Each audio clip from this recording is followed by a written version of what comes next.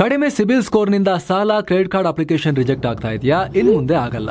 SBM Z credit card ಬಳಸಿ ಈಸಿಯಾಗಿ credit score ಅನ್ನ 750 ಗಿಂತ ಜಾಸ್ತಿ ಮಾಡ್ಕೋಬಹುದು. ಇದೊಂದು FD ಆಧಾರಿತ ಕಾರ್ಡ್. UPI ಬಳಸಿ ಕ್ರೆಡಿಟ್ ಕಾರ್ಡ್ ಬ್ಯಾಲೆನ್ಸ್ ಅನ್ನ ಖರ್ಚು ಮಾಡಬಹುದು.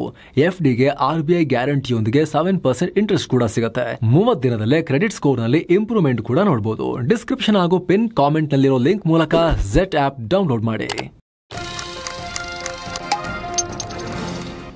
ನಮಸ್ಕಾರ ಸ್ನೇಹಿತರೆ, mastmaga.comಗೆ ಸ್ವಾಗತ. ನಾನು ಅಮರ್ ಪ್ರಸಾದ್. IPL ಕಪ್ ಗೆದ್ದ ಹಿನ್ನೆಲೆಯಲ್ಲಿ RCB ವಿಜಯೋತ್ಸವದ ವೇಳೆ ಕಾಲ್ ತುಳಿತ ಉಂಟಾಗಿತ್ತಲ್ಲ, ಇದಕ್ಕೆ ಸಂಬಂಧಪಟ್ಟಂತೆ ಸ್ಫೋಟಕ ಮಾಹಿತಿ ಬರ್ತಾ ಇದೆ. ರನ್ ಮಷಿನ್ ವಿರಾಟ್ ಕೊಹ್ಲಿ ಮತ್ತು RCB ಮೇಲೆನೆ ಎಲ್ಲ ಬ್ಲೇಮ್ ಅನ್ನ ಸರ್ಕಾರ CID ಹಾಕೋಕೆ ಹೊರಟಂಗೆ ಕಾಣಿಸ್ತಾ ಇದೆ. ವಿರಾಟ್ ಕೊಹ್ಲಿ ಲಂಡನ್ಗೆ ಹೋಗ್ಬಿಡ್ತಾರೆ ಅಂತ ಹೇಳಿ ಆತುರವಾಗಿ ಅವ್ರಿಗೋಸ್ಕರ ಎಷ್ಟು ಅರ್ಜೆಂಟ್ ಆಗಿ ಸಂಭ್ರಮಾಚರಣೆಯನ್ನ ಮಾಡಲಾಯಿತು ಅಂತ CID ತನಿಖೆಯಲ್ಲಿ ಆರೋಪ ಮಾಡಲಾಗಿದೆ. ಅಲ್ಲದೆ ಈ ಈವೆಂಟ್ ವೇಳೆ ಉಚಿತ ಟಿಕೆಟ್ ಘೋಷಣೆಯಿಂದಾಗಿ ಗೊಂದಲ ಉಂಟಾಯಿತು. ಹೀಗೆ ಹಲವು ಅಂಶಗಳ ಬಗ್ಗೆ CID ಉಲ್ಲೇಖ ಮಾಡಿದೆ.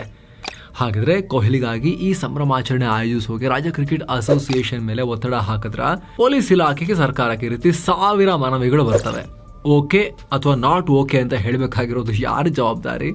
ಇದರಲ್ಲಿ ಕೊಹ್ಲಿ ಅವ್ರದ್ದೇನ್ ತಪ್ಪು? ಎಲ್ಲವನ್ನ ಚರ್ಚೆ ಮಾಡ್ತಾ ಹೋಗೋಣ. ಕಡೆ ತನಕ ಮಿಸ್ ಮಾಡಿದೆ ನೋಡಿ.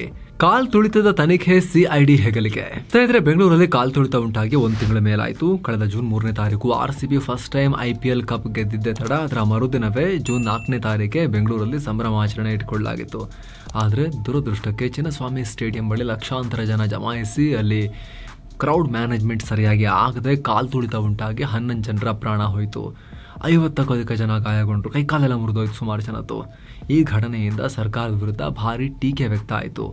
ಸಂಭ್ರಮಾಚರಣೆ ವೇಳೆ ಸೂಕ್ತ ಭದ್ರತೆ ಕೊಟ್ಟಿರಲಿಲ್ಲ ಅಂತ ಸರ್ಕಾರ ಬೆಂಗಳೂರು ನಗರ ಪೊಲೀಸ್ ಕಮಿಷನರ್ B ದಯಾನಂದ್ ಸೇರಿ ಅಧಿಕಾರಿಗಳ ಮೇಲೆ ಹಾಕಿ, ಜೊತೆಗೆ RCB ಮಾರ್ಕೆಟಿಂಗ್ ಮುಖ್ಯಸ್ಥ ನಿಖಿಲ್ ಸೋಸಲೆ, DNA ಮ್ಯಾನೇಜ್ಮೆಂಟ್ ಸಿಬ್ಬಂದಿ ಸುನಿಲ್ ಮ್ಯಾಥ್ಯೂ, ಕಿರಣ್ ಮತ್ತು ಸುಮಂತ್ ಹೀಗೆ 4ರನ್ನ ಅರೆಸ್ಟ್ ಕೂಡ ಮಾಡಲಾಯಿತು. ಈ ಕೇಸ್ನ ತನಿಖೆ ನಡೆಸಬೇಕು ಅಂತ ದೊಡ್ಡ ಮಟ್ಟದಲ್ಲಿ ಕೂಗು ಕೇಳಿ ಬಂದ ಬೆನ್ನಲ್ಲೇ ಸರ್ಕಾರ ಇದರ ಜವಾಬ್ದಾರಿಯನ್ನ CID ಹೆಗಲಿಗೆ ಹಾಕಿತ್ತು. ಆದ್ರೀಗ CID ತನಿಖೆಯಲ್ಲಿ ಬಹುತೇಕ ಎಲ್ಲ ಬ್ಲೇಮ್ ಅನ್ನ, ಎಲ್ಲ ದೋಷವನ್ನ ಕೊಹ್ಲಿ ಮತ್ತು RCB ಟೀಮ್ ಮತ್ತು ಅದರ ಮ್ಯಾನೇಜ್ಮೆಂಟ್ ಮೇಲೆ, ಈ ಖಾಸಗಿ ವ್ಯಕ್ತಿಗಳು ಮತ್ತು ಖಾಸಗಿ ಕಂಪನಿಗಳ ಮೇಲೆ ಹೊರಿಸೋಕೆ ಸರ್ಕಾರ ರೆಡಿಯಾಗಿರೋ ತರ ಕಾಣಿಸ್ತಾ ಇದೆ. ಕೊಹ್ಲಿಗಾಗಿನೇ ಸಂಭ್ರಮಾಚರಣೆ. ಇನ್ನು CID ತನಿಖೆ ಬಹುತೇಕ ಮುಗಿದಿದ್ದು, ರನ್ ಮಷಿನ್ ವಿರಾಟ್ ಕೊಹ್ಲಿಗಾಗಿ RCB ಮ್ಯಾನೇಜ್ಮೆಂಟ್ ಆತುರವಾಗಿ ಈ ರೀತಿ ನಿರ್ಧಾರಗಳನ್ನು ಕೈಗೊಂಡು 11 ಜನರ ಸಾವಿಗೆ ಕಾರಣ ಆದ್ರು ಅಂತ ಹೇಳಿ ದೂರಲಾಗಿದೆ ಅನ್ನೋ ಮಾಹಿತಿ ಬರ್ತಾ ಇದೆ. ವಿರಾಟ್ ಕೊಹ್ಲಿಗಾಗಿನೇ ಕಪ್ ಗೆದ್ದ ಮರುದಿನವೇ ಬೆಂಗಳೂರಲ್ಲಿ ಸಂಭ್ರಮಾಚರಣೆ ಆಯೋಜಿಸಲಾಯಿತು ಅನ್ನೋ ಆರೋಪನ ಮಾಡಲಾಗ್ತಿದೆ ರಿಪೋರ್ಟ್ ನಲ್ಲಿ ಅಂತ ಮಾಹಿತಿ ಲೀಕ್ ಆಗ್ತಾ ಇದೆ. ಕೊಹ್ಲಿ ಬ್ರಿಟನ್ಗೆ ಹೋಗಬೇಕಾಗಿದೆ, ಲಂಡನ್ಗೆ. ಸೆಲೆಬ್ರೇಷನ್ ಸ್ವಲ್ಪ ಡಿಲೇ ಮಾಡಿದ್ರು ಕೂಡ ಕೊಹ್ಲಿ ಸಿಕ್ಬಿಡಲ್ಲ ಆಮೇಲೆ. ಹೀಗಾಗಿನೇ ಬೇಗನೆ ಇಟ್ಕೊಳ್ಳಿ ಅಂತ ಕೊಹ್ಲಿ ಆಪ್ತ RCB ಮಾರ್ಕೆಟಿಂಗ್ ಮುಖ್ಯಸ್ಥರು ಆಗಿರೋ ನಿಖಿಲ್ ಸೋಸಲೆ ರಾಜ್ಯ ಕ್ರಿಕೆಟ್ ಅಸೋಸಿಯೇಷನ್ ಮೇಲೆ ಪ್ರೆಷರ್ ಹಾಕಿದ್ರು ಅಂತ ಹೇಳಿ ಆರೋಪಿಸಲಾಗಿದೆ. ಅತ್ತ ಕಾರ್ಯಕ್ರಮ ಮುಂದೂಡುವಂತೆ ಪೊಲೀಸ್ ಇಲಾಖೆ ಹಾಗೂ KSCA 2 ಸಲಹೆ ಕೊಟ್ಟಿದ್ರಂತೆ. ಆದರೆ ಕೊಹ್ಲಿ ಹೆಸರು ಹೇಳಿ ನಿಖಿಲ್ ಹಾಗೂ RCB CEO Rajesh Menon event conduct ಮಾಡೋದ್ರ ಬಗ್ಗೆ ಆಲ್ರೆಡಿ ನಿರ್ಧಾರ ಮಾಡಿಯಾಗಿತ್ತು. ಸೊ KSCA ಮೇಲೆ ಒತ್ತಡ ಹಾಕಿ ಇವೆಂಟ್ ಆಯೋಜಿಸಿದ್ರು ಅಂತ ಆರೋಪ ಮಾಡಲಾಗಿದೆ. ನಾವಿಲ್ಲಿ ಕೇಳೋ ಪ್ರಶ್ನೆ ಏನು ಗೊತ್ತಾ ಸ್ವಾಮಿ? ಅಗೇನ್ ರಿಪೀಟೆಡ್ಲಿ ಮತ್ತೆ ಇದೇ ಪ್ರಶ್ನೆ ಕೇಳ್ತೀವಿ. ಕೊಹ್ಲಿಗೆ ಲಂಡನ್ಗೆ ಹೋಗೋದಿರಲಿ, ಮಂಗಳ ಗ್ರಹಕ್ಕೆ ಹೋಗೋದಿರಲಿ, ನಿಖಿಲ್ ಸೋಸಲೆನೋ ಇನ್ನೊಂದು ಯಾರೋ 100 ಜನ ಬರಲಿ, ಅವ್ರು ಏನೇ ಹೇಳಲಿ, ಈಗಲೇ ಮಾಡ್ತೀವಿ ಅಂತ ಹೇಳಿ ಮಧ್ಯರಾತ್ರಿ, ಬೇಡ ಅಂತ ಹೇಳಬೇಕಾಗಿರೋರು ಯಾರು? ನೋ ಅಂತ ಹೇಳಬೇಕಾಗಿರೋರು ಯಾರು? ಖಾಸಗಿ ವ್ಯಕ್ತಿಗಳು, ಖಾಸಗಿ ಕಂಪನಿಗಳು. ಅವ್ರಿಗೇನು ಅನುಕೂಲ ಅದನ್ನು ಕೇಳ್ತಾರೆ, ಇಲ್ಲ ಹಿಂಗೆ ಮಾಡಬೇಕು ಅಂತ ಹೇಳ್ತಾರೆ. ಬೇಡ ಅಂತ ಹೇಳಬೇಕಾಗಿರೋದು ಯಾರು? ವಿರಾಟ್ ಕೊಹ್ಲಿ ಲಂಡನ್ಗೆ ಹೋಗೋಕಿದ್ರೆ ಹೋಗ್ಲಿ ಬಿಡಿ, ನೀವು ಮಾತ್ರ ಮಾಡ್ಕೊಳ್ಳಿ. ಸಂಭ್ರಮಾಚರಣೆ ಬೇಕಾ? ಹಾಗಾದ್ರೆ ಇರಲಿ ಅಂತ ಹೇಳಬೇಕಾಗಿರೋರು ಯಾರು? ನಮಗೆ ಇದಕ್ಕೆ ಸಂಬಂಧ ಇಲ್ಲ ರೀ, ನೀವು ಯಾರನ್ನಾರು ಇಟ್ಕೊಂಡು ಮಾಡಿ, ಕೊಹ್ಲಿನಾರು ಇರಲಿ, ಕೊಹ್ಲಿ ಇಲ್ಲದೇ ಇರಲಿ. ನಮಗೆ ಜನರ ಸೇಫ್ಟಿ ಮುಖ್ಯ, ನಮಗೆ ಟೈಮ್ ಬೇಕು. ಅಟ್ಲೀಸ್ಟ್ ನಮಗೆ 24 to 48 hours ಮಧ್ಯದಲ್ಲಿ ಟೈಮ್ ಬೇಕು ಇವೆಂಟ್ಗೂ ಮ್ಯಾಚ್ ಎಂಡ್ಗೂ ಅಂತ ಹೇಳಬೇಕಾಗಿರೋರು ಯಾರು? ಆ ರೀತಿ ಹೇಳಿದ್ರಾ?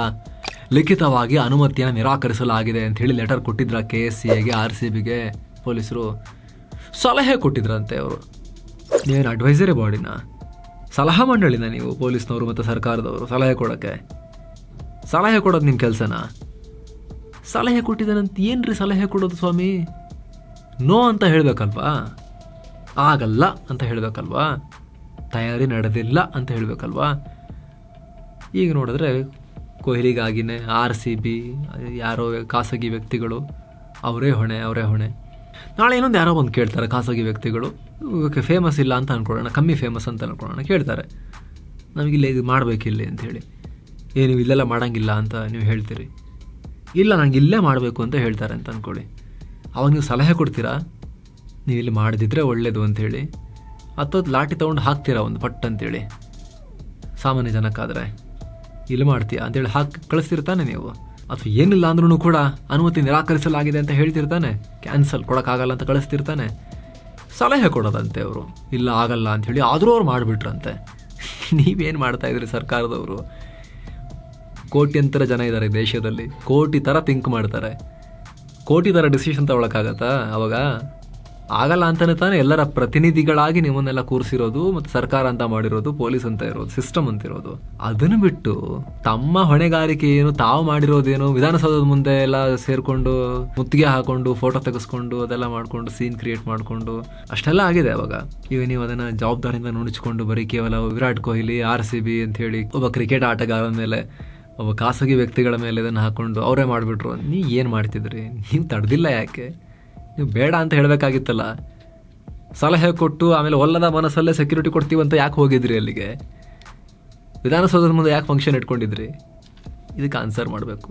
ಏನು ಸ್ನೇಹಿತರೆ, ವರದಿಯಲ್ಲಿ ಮುಂದುವರಿಯುವ ಮುನ್ನ 7 Sands ಟೂರಿಸಂ ಕಂಪನಿ ಶಿರಡಿ ಹಾಗೂ 3 ಜ್ಯೋತಿರ್ಲಿಂಗಗಳ 3 Night 4 Day ಪ್ರವಾಸವನ್ನ ಆಯೋಜಿಸಿದೆ. ಶಿರಡಿ ಸಾಯಿಬಾಬಾ, ಭೀಮಾಶಂಕರ, ನಾಶಿಕ್ ತ್ರಯಂಬಕೇಶ್ವರ, ಕೃಷ್ಣೇಶ್ವರ ಜ್ಯೋತಿರ್ಲಿಂಗ, ಅಜಂತ, ಎಲ್ಲೋರ ಇಲ್ಲೆಲ್ಲ ಹೋಗೋದಿರುತ್ತೆ. ಆಫರ್ ಪ್ರೈಸ್ 28,700 ರೂಪಾಯಿ ಮಾತ್ರ. ಪ್ಯಾಕೇಜ್ ನಲ್ಲಿ flight tickets, 3 Star hotel stay, all meals, AC transport ವ್ಯವಸ್ಥೆ, 24/7 ಕನ್ನಡ ಟೂರ್ ಮ್ಯಾನೇಜರ್ ಸೌಲಭ್ಯ ಎಲ್ಲ ಇರುತ್ತೆ. ಹೊರಡೋ ದಿನ 28 ಜುಲೈ 2025. ಕೆಲವೇ ಸೀಟುಗಳು ಲಭ್ಯ. ಆಸಕ್ತರು ಈ ಕೂಡಲೇ ನಂಬರ್ಗೆ ಕಾಲ್ ಮಾಡಿ ನಿಮ್ಮ ಸೀಟನ್ನ ಕೂಡ ಬುಕ್ ಮಾಡಿ. ಬನ್ನೀಗ ವರದಿಯಲ್ಲಿ ಮುಂದುವರಿಯೋಣ. ನಿಖಿಲ್ ಸೋಸಲೆ ಯಾರು? ಕೊಹ್ಲಿಗೂ ಇವ್ರಿಗೂ ಏನ್ ಸಂಬಂಧ? ಓಕೆ, ನಾವೀಗ ಇವ್ರ ಬಗ್ಗೆನೂ ಸ್ವಲ್ಪ ನೋಡೋಣ. ಇವರೆಲ್ಲ ಯಾರು, ವ್ಯಕ್ತಿಗಳು ಏನು ಅಂತೇಳಿ. ಪೊಲೀಸರ ವಾದದ ಬಗ್ಗೆ ನಾವು ಚರ್ಚೆ ಮಾಡಿದ್ದಾಯ್ತಲ್ಲ. ನಿಮ್ಮ ಒಪಿನಿಯನ್ ಕಮೆಂಟ್ ಮಾಡಿ, ಮಿಸ್ ಮಾಡದೆ ಹೇಳಿ ಸ್ನೇಹಿತರೆ.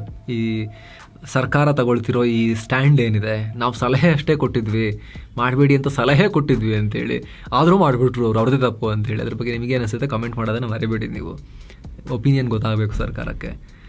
ಇನ್ನು ನೋಡೋಣ ಈಗ ಸ್ವಲ್ಪ ಈ ಸೋಸಲೆ ಯಾರು, ಕೊಹ್ಲಿಗವ್ರಿಗೆ ಏನು ಸಂಬಂಧ, ಅದನ್ನು ಕೂಡ ಸ್ವಲ್ಪ ನಾವು ತಿಳ್ಕೊಳ್ತಾ ಹೋಗೋಣ.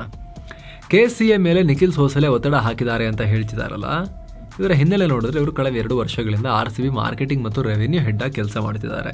ಖಾಸಗಿ ಕಂಪನಿಯ ಖಾಸಗಿ ವ್ಯಕ್ತಿ, ಮೂಲತಃ ಡಿಯಾಜಿಯೋ ಇಂಡಿಯಾದ ಉದ್ಯೋಗಿ. ಈ ಡಿಯಾಜಿಯೋನೇ RCBಯ ಓನರ್, ಯುನೈಟೆಡ್ ಸ್ಪಿರಿಟ್ಸ್ನ ಮಾಲೀಕ ಸಂಸ್ಥೆ. ಅದಿರಲಿ ಬಿಡಿ. ನಿಖಿಲ್ ಸದ್ಯ RCB ಬ್ರ್ಯಾಂಡ್ನ ಹಿಂದಿನ ಡಿಸೈನ್ ಮತ್ತು ಕಾರ್ಯತಂತ್ರದ ಉಸ್ತುವಾರಿ ನೋಡ್ಕೊಳ್ತಿದ್ದಾರೆ. ಹೀಗಾಗಿ RCB ತನ್ನ ಬ್ರ್ಯಾಂಡ್ ಮೌಲ್ಯ ಹೆಚ್ಚಿಸ್ಕೊಳ್ಳೋಕೆ, ಫ್ಯಾನ್ಸ್ ಒಂದಿಗೆ ಕಂಟಿನ್ಯೂಸ್ ಆಗಿ ಕನೆಕ್ಟ್ ಆಗಿರೋಕೆ ನಿಖಿಲ್ ಏನಾದ್ರು ಆಕ್ಟಿವಿಟೀಸ್ ನಡೆಸ್ತಾ ಇರ್ತಾರೆ. ಕಳೆದ 13 ವರ್ಷಗಳಿಂದ ಬಹುತೇಕ RCB ವ್ಯವಹಾರಗಳನ್ನು ನಿಖಿಲ್ ನೋಡ್ಕೊಳ್ತಾ ಇದ್ದಿದ್ದರಿಂದ ಅದೇ ಟೀಮ್ನಲ್ಲಿ ಆಡ್ತಿರೋ ಕೊಹ್ಲಿಯೊಂದಿಗೆ ಸಹಜವಾಗಿ ಫುಲ್ ಕ್ಲೋಸ್ ಆಗಿದ್ದಾರೆ. ಹೀಗಾಗಿನೇ ಆಗಾಗ ಮ್ಯಾಚ್ ನಡೆಯುವಾಗ ಕೊಹ್ಲಿ ಪತ್ನಿ ಅನುಷ್ಕಾ ಶರ್ಮಾ ಜೊತೆ VIP ಬಾಕ್ಸ್ನಲ್ಲಿ ಇವ್ರು ಕಾಣಿಸ್ಕೊಳ್ತಾರೆ. ಅನುಷ್ಕಾ ಜೊತೆಗೂ ಒಳ್ಳೆ ಫ್ರೆಂಡ್ಶಿಪ್ ಹೊಂದಿದ್ದಾರೆ. ಇನ್ಸ್ಟಾಗ್ರಾಮ್ನಲ್ಲಿ 274 ಮಿಲಿಯನ್ ಫಾಲೋವರ್ಸ್ ಇರೋ ಕೊಹ್ಲಿ ಕೇವಲ 279 ಅಕೌಂಟ್ಗಳನ್ನು ಫಾಲೋ ಮಾಡ್ತಾರೆ. ಅದರಲ್ಲಿ ಈ ನಿಖಿಲ್ ಸೋಸ್ಲೆ ಅಕೌಂಟ್ ಕೂಡ ಒಂದು. ಇದರಿಂದ ಕೊಹ್ಲಿಯೊಂದಿಗೆ ಕ್ಲೋಸ್ ಇರೋದು ಗೊತ್ತಾಗುತ್ತೆ. ಉಚಿತ ಟಿಕೆಟ್ ಘೋಷಣೆ. ಸ್ನೇಹಿತರೆ, ಕಾಲ್ ತುಳಿದ ಘಟನೆಗೆ ಮತ್ತೊಂದು ಕಾರಣ ಅಂದ್ರೆ ಚಿನ್ನಸ್ವಾಮಿ ಸ್ಟೇಡಿಯಂನಲ್ಲಿ ಇವೆಂಟ್ ವೇಳೆ ಫ್ರೀ ಟಿಕೆಟ್ ಇಟ್ಟಿರೋದು ಅಂತ ಹೇಳ್ತಿದ್ದಾರೆ. ಏನ್ ಅವಸ್ಥೆ ಸ್ವಾಮಿ ನಿಮ್ದು ಆರೋಪ ಮಾಡೋರ್ದು. ಅವರು ಫ್ರೀನಾದ್ರೂ ಕೊಡ್ಲಿ, ಲಕ್ಷದ್ದಾದ್ರೂ ಟಿಕೆಟ್ ಇಡ್ಲಿ, 5 ರೂಪಾಯಿಗಾದ್ರೂ ಇಡ್ಲಿ, 100 ರೂಪಾಯಿಗಾದ್ರೂ ಇಡ್ಲಿ, ನಿಮ್ಗೇನು ಪ್ರಾಬ್ಲಮ್ಮು? ಒಂದು ಟೀಮ್ ಗೆದ್ದು ವಿಜಯೋತ್ಸವ ಮಾಡಬೇಕಾದ್ರೆ ಮುಂಬೈನಲ್ಲಿ ಮಾಡಿದ್ರಲ್ಲ, MS ಧೋನಿ ವರ್ಲ್ಡ್ ಕಪ್ ಗೆದ್ದಾಗ ಬಂದ್ರಲ್ಲ ಎಲ್ಲರೂ ಕೂಡ. ಪ್ರತಿ ಸಲಿನೂ ಅಲ್ಲಿ ವರ್ಲ್ಡ್ ಕಪ್ ಎಲ್ಲ ಗೆದ್ದಾಗ ಅಲ್ಲೆಲ್ಲ ಆಗುತ್ತಲ್ಲ ಮುಂಬೈನಲ್ಲಿ, ಅದೇನು ಅವಾಗಿನ ಟಿಕೆಟ್ ತೊಗೊಂಡು ಬಂದಿರ್ತಾರೆ ಜನ ರೋಡ್ಗೆ. ಎಲ್ಲೋ ಹಾಗೆ RCB ಗೆದ್ದಿತ್ತು ಅಂತ ಹೇಳಿ ಇವರು ಸಂಭ್ರಮಾಚರಣೆಗೆ ಇಟ್ಕೊಂಡಿದ್ರು. ಜನ ಕೂಡ ಸೋಷಿಯಲ್ ಮೀಡಿಯಾದಲ್ಲಿ ಇನ್ಫಾರ್ಮೇಶನ್ ಸಿಕ್ತು ಅಂತ ತುಂಬಾ ಜನ ಹೋದ್ರು. ಅದು ತಪ್ಪಾ? ಅಥವಾ ಇಷ್ಟು ಕಮ್ಮಿ ಟೈಮ್ನಲ್ಲಿ ನಮಗೆ ಇವೆಂಟ್ ಆಯೋಜನೆ ಮಾಡೋಕ್ಕಾಗಲ್ಲ? ಅಥವಾ ಇಷ್ಟು ದೊಡ್ಡ ಇವೆಂಟ್ಗೆ ಇಷ್ಟೊಂದು ಜನ ಸೇರೋ ಜಾಗಕ್ಕೆ ಈ ಜಾಗ ಸೂಕ್ತ ಅಲ್ಲ? ಚಿನ್ನಸ್ವಾಮಿ ಸ್ಟೇಡಿಯಂ ಒಳಗಡೆ ಅಷ್ಟು ಜನ ಕೂರಕ್ಕೆ ಆಗ್ಬೋದು, 25-28 ಸಾವಿರ ಆಗ್ಬೋದೇನೋ. ಆದರೆ ಲಕ್ಷಾಂತರ ಸಂಖ್ಯೆಯಲ್ಲಿ ಜನ ಬರ್ತಾರೆ. ಹೊರಗಡೆ ಕೂಡ ರೋಡ್ಗಳು ಬಹಳ ದೊಡ್ಡ ಇಲ್ಲ ಆಗಲ್ಲ. ನೀವು ಅರಮನೆ ಮೈದಾನದಲ್ಲಿ ಮಾಡ್ಕೊಳ್ಳಿ, ಅಥವಾ ಎಲ್ಲಾದರೂ ಬೆಂಗಳೂರು ಹೊರವಲಯದಲ್ಲಿ ದೊಡ್ಡದೊಂದು ಮೈದಾನದಲ್ಲಿ ಮಾಡ್ಕೊಳ್ಳಿ ಅಂತ ಹೇಳಬೇಕಾಗಿರೋರು ಯಾರು? ನಾವು ಆರಂಭದಲ್ಲೇ ಕೇಳಿದ್ವಿ.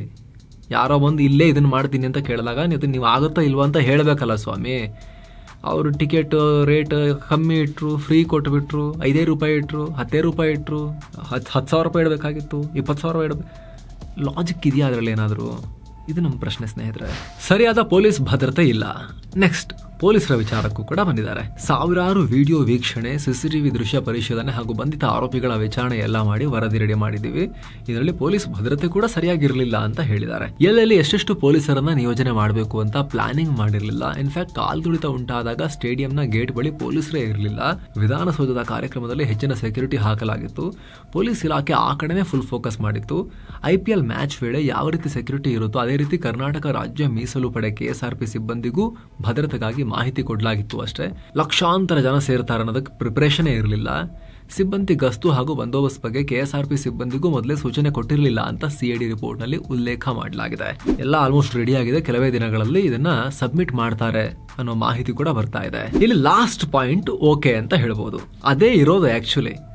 ಬರೀ ಪೊಲೀಸರು ಅಂತೇಳಿ ಕಾಕಿಗಳ ಮೇಲೆ ನಾವು ಬ್ಲೇಮ್ ಮಾಡ್ತಾ ಇಲ್ಲ. ಅವರು ಕೂಡ ಸರ್ಕಾರ ಹೇಳ್ದಂಗೆ ಕೇಳ್ತಾರೆ. ಆ ದಿನ ಬೆಳಗ್ಗೆ ಇಲ್ಲ, ಸೆಲೆಬ್ರೇಷನ್ ಇಲ್ಲ, ಇವತ್ತಿಲ್ಲ ಅಂತ ಹೇಳಿ ಪೊಲೀಸರೇ ಹೇಳಿದ್ರು. ಪರಮೇಶ್ವರ್ ಕೂಡ ಹಾಗೆ ಹೇಳಿದ್ರು ಆರಂಭದಲ್ಲಿ. ಸಂಜೆ ಅಷ್ಟೊತ್ತಿಗೆ ಚೇಂಜ್ ಆಗಿದೆ ಹೇಗೆ ಡಿಸಿಷನ್, ಅದ್ರ ಬಗ್ಗೆ ಹುಡುಕಿ ಫಸ್ಟ್ ತನಿಖೆ, ಅಲ್ಲಾಗ್ಲಿ ತನಿಖೆ, ಯಾರು ಮಧ್ಯಾಹ್ನದ ವೇಳೆಗೆ ಡಿಸಿಷನ್ ಚೇಂಜ್ ಮಾಡಿದ್ದು ಅಂತ. ಅದು ಇಂಪಾರ್ಟೆಂಟ್ ಪಾಯಿಂಟ್. RCBಗೆ KSCAಗೆ ಆಗಲ್ಲ, ಈ ಜಾಗದಲ್ಲಿ ಇಷ್ಟು ಕಮ್ಮಿ ಟೈಮ್ನಲ್ಲಿ ಇಷ್ಟು ಜನರ ಪ್ರೋಗ್ರಾಮ್ ಮಾಡಕ್ ಆಗಲ್ಲ ಅಂತ ಅನುಮತಿ ನಿರಾಕರಿಸಲಾಗಿತ್ತ? ಲೆಟರ್ ಕೊಟ್ಟಿದ್ರ ನೀವು? ಲಿಖಿತವಾಗಿದೆಯಾ ಪ್ರೂಫು? ಇಲ್ಲ ಅಂದ್ರೆ ಸರ್ಕಾರದ್ದೇ ತಪ್ಪು. ಇಲ್ಲಿ ಸರ್ಕಾರ ಇರೋದೇ ಅದನ್ನೆಲ್ಲ ಕರೆಕ್ಟಾಗಿ ಕಮ್ಯುನಿಕೇಟ್ ಮಾಡಿ ಆಗುತ್ತೋ ಆಗಲ್ವೋ ಅಂತ ಡಿಸಿಷನ್ ಹೇಳೋಕೆ. ಎರಡನೇದು, ಅನುಮತಿ ಕೊಟ್ಟರೆ ಒಂದು ವೇಳೆ ಕೊಟ್ಟಾಯಿತು ಅಂದರೆ ಅದನ್ನು ಸರಿಯಾಗಿ ಕ್ರೌಡ್ ಮ್ಯಾನೇಜ್ಮೆಂಟ್ ಮಾಡಬೇಕಾಗಿರೋದು ಸರ್ಕಾರದ್ದೇ ಕೆಲಸ, ಪೊಲೀಸರದ್ದೇ ಕೆಲಸ. ಖಾಸಗಿ ವ್ಯಕ್ತಿಗಳದ್ದು, ಅಲ್ಲಿ ಹೋಗೋ ಜನರದ್ದು, ಪಾಪ ಕೊಹ್ಲಿ ಅಂತ ಆಟಗಾರರದ್ದು ಅಲ್ಲ. ಕೊಹ್ಲಿಗೆ ಲಂಡನ್ಗೆ ಹೋಗ್ಲಿಕ್ಕೆ ಇರ್ಬೋದು, ಏನೀಗ ಅವ್ರು ಹೇಳಿರ್ಬೋದು ನನಗೆ ನಾಳೆ ಆದರೆ ಬರ್ತೀನಿ ಆಮೇಲೆ ಆದರೆ ನಾನು ಇರಲ್ಲ ಅಂತ ಅವ್ರು ಹೇಳಿರ್ಬೋದು. ಮುಂಚೆನೇ ಅವ್ರದ್ದು ಪ್ರೋಗ್ರಾಮ್ ಫಿಕ್ಸ್ ಆಗಿರ್ಬೋದು. ಅದು ಅವ್ರ ತಪ್ಪ?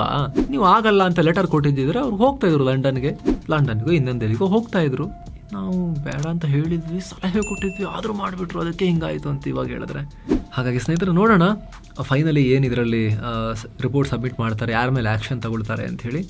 ಹಾಗೇನಾದರೂ ಇವರು RCB ಟೀಮ್ ಮೇಲೆ, ಕೊಹ್ಲಿ ಮೇಲೆ ಅಥವಾ ಖಾಸಗಿ ವ್ಯಕ್ತಿಗಳ ಮೇಲೆ ಜವಾಬ್ದಾರಿ ಹಾಕೊಂಡು ಕಂಪ್ಲೀಟಾಗಿ ನುಣುಚ್ಕೊಳ್ಳೋಕೆ ಟ್ರೈ ಮಾಡಿದ್ರೆ ಡೆಫಿನೆಟ್ಲಿ ಇದು ಅಗೇನ್ ಮತ್ತೊಂದು ಸುತ್ತಿನ ವಿವಾದಕ್ಕೆ ಕಾರಣ ಆಗಬಹುದು. ನೋಡೋಣ ಏನು ಮಾಡ್ತಾರೆ ಅಂತ. ನಿಮಗೇನಿಸುತ್ತೆ ಕಾಮೆಂಟ್ ಮಾಡಿ ತಿಳಿಸಿ. ಮತ್ತೆ ಭೇಟಿ ಆಗ್ತಿರೋಣ. ನಮಸ್ತೆ.